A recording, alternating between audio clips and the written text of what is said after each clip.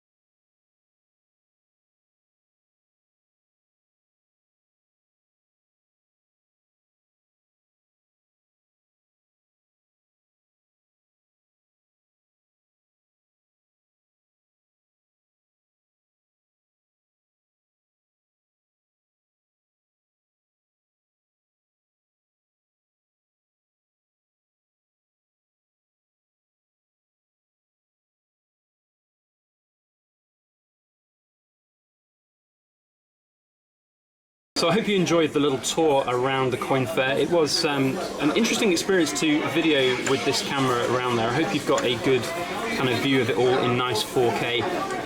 One bit of advice to people who are wanting to make vlogs of the coin fair, perhaps it's a good idea to talk in advance with the organisers. Whilst I signed in at reception and told them that I would like to do some videoing, there were a few funny looks from people and some of the security guards as well. But that is a lesson learned for next time. Not had a problem with that in the past, but today it was quite a bit interesting. So, midway through, I thought I'd do a little bit of a kind of pickup update. I've picked up 7 coins in total, some old school silvers. These 6 thalers were just too good to pass up. They were £11 each in a bargain bin, and I was very happy to take them off the dealer's hands for that, considering there's only about £10 worth of silver in them, so very close to spot for silver. Plus they look absolutely awesome. But these are just the half of the story. I will hopefully be going back into the coin fair and picking up some gold. That is still my target for the day, to try and find some nice old school European gold coins. But in the intermediary part of the day, I thought I'd share with you guys something else which is very interesting, and that is a fellow Silver Forum member and YouTubian called Pan's Purse. Now, if you haven't checked Pan's channel out, please do go have a look. I'll put a link down in the description below. He is almost, I'd say, a protege of Backyard Bullion, because his first video was part of the big group order unboxings that we did a couple of months ago. So he's my little Padawan, so to speak. But he has also been here today collecting some coins, picking up some coins, and let's find out from him what he's picked up. So Pan, how's your day been? Yeah, pretty good. I mean, it's you know you're onto a good thing when you're walking around somewhere doing something and you just find yourself smiling, like with just no particular reason. And I just kind of found it this morning when I got in and was looking at the stalls. And certainly I felt there's a couple of pieces here which I'm really tempted by. So like, if I could pick my 2 coins that I'm most likely to make my bank manager angry by getting when I shouldn't, I'm really tempted by maybe the shipwreck coins that Wessex Coins have got. Yeah. I haven't seen them up close, but I know what they look like. They are pretty special. And again, they come with a story which is really good. And that's one thing that I love about coins. And I know that's what you've done today with your buying strategy, because we've just filmed something for Pan's channel. So for those of you eagle-eyed subscribers of both our channels, you're going to be watching maybe a little bit of a similar video. But Pan has picked up some very interesting coins which he wants to talk to you about and show, hopefully, in a little bit nice clear detail in 4K. So here is the first one. I want to make sure that I get this the right way up. There we go. So first up, we have here a Gothic florin. Well, I'll let Pan do all of the explaining, so I'll just hold it. So Gothic florins are basically one of my favourites in terms of, being a very sort of, they really hit my aesthetic well, kind of the Gothic-y, slightly over-detailed kind of heraldic symbology and stuff. This is a Gothic florin from Victorian reign, and normally to get one in this kind of condition, you'd be paying quite a hefty amount of money, but as you can see, there's a couple of big, ugly weld marks on it, so best bet is that this was maybe a brooch or a badge at some point. And so what that means is that I got this for, well, I'm not going to say that I got it for spot, but I got it for not a million miles over spot. And for a coin in this kind of good condition that also has a little bit of a story to tell, I'm very happy with it. I agree completely. And, any coin that you buy, I've always been an advocate of this on my channel, is that if you don't like it, if you don't love it, then don't buy it. And if this is something that floats your boat, a lot of you out there might be looking at this thinking, well, what's the point in buying this? Well, Pan didn't pay much over spot for it. It's got a story to it, and Pan likes that kind of thing. I like that kind of thing. And I have to agree with Pan, this has got a fantastic level of detail on the Gothic Queen's head there. Absolutely great. And of course the crest too looks really crisp. And you don't often see that on these coins because they are old. Also the toning on this one, I have to say, Pan, is pretty damn cool. It looks very nice indeed. So a very good pickup. But the story doesn't end there, because he's also picked up another coin, which is very interesting in its own right. Can you tell what it is yet? So this one, it's almost impossible to tell.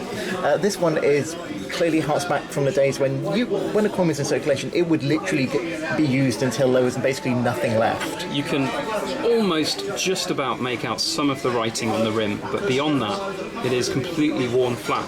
So without much further ado, let's reveal what it is. It's a half crown from the reign of William III. I think that was William III of William and Mary, so he wasn't really king in his own right, and there's a whole other story there. And you can also see this big kind of H stamped in his cheek there. And my best bet is I think this has been counter-stamped at some point by somebody sort of, wanting to give it kind of an extra kind of, no, we've checked this is genuinely a silver coin, it's okay.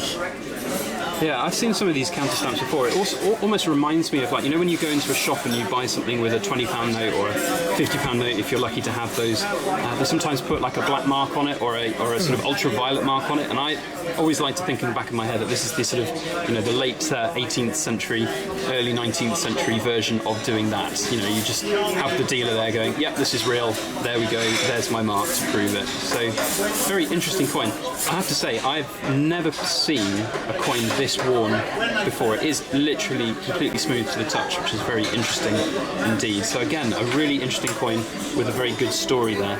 So yeah, I'm sure Pan will do a little bit more history on both of these coins, because I have to say William III is not a monarch that I'm particularly familiar with about his history, so I'll wait with eager anticipation to hear Pan's great history of William III at some point in the future. Pan's looking at me with a little bit of dismay now, because I've just set him a goal for, almost like I've set him some homework for YouTube. But there we go, so that is the collection for the day. I think it's been a pretty fun day so far. As I said, I'm going back in there now, so I'll hopefully see you guys.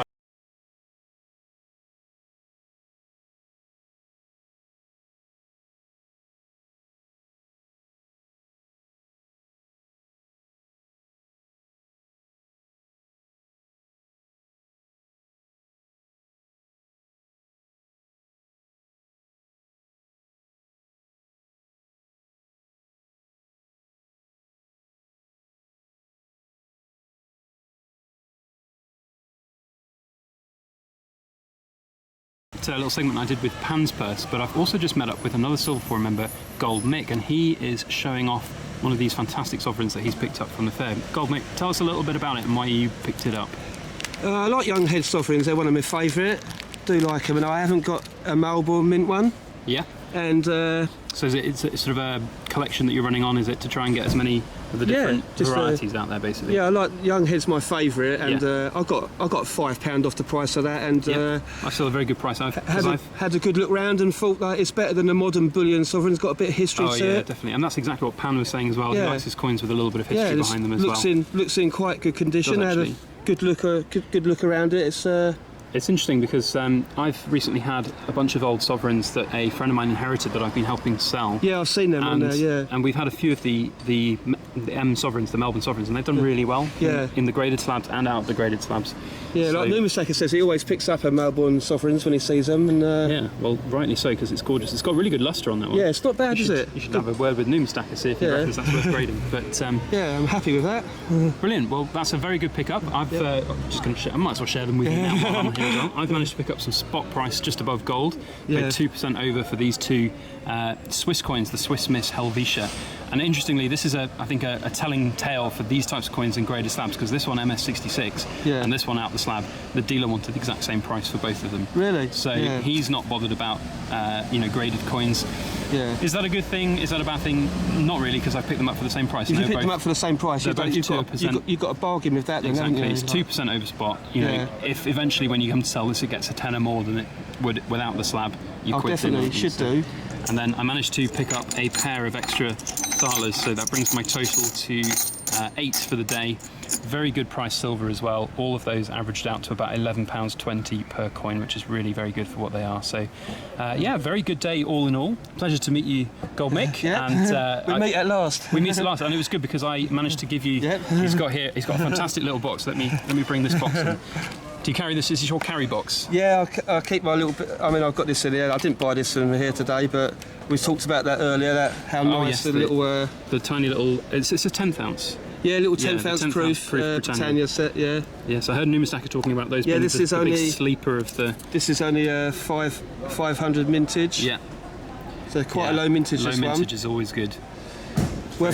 Just worth keeping hold of. It's only one I've got, but. No, this looks good. And did you pick that up today, or was that? No, I already had this, and your little. Of course, everyone knows what they are. Backyard Bullion represented at the London Coin Fair, hand delivered to a Gold Mick today. So there we go.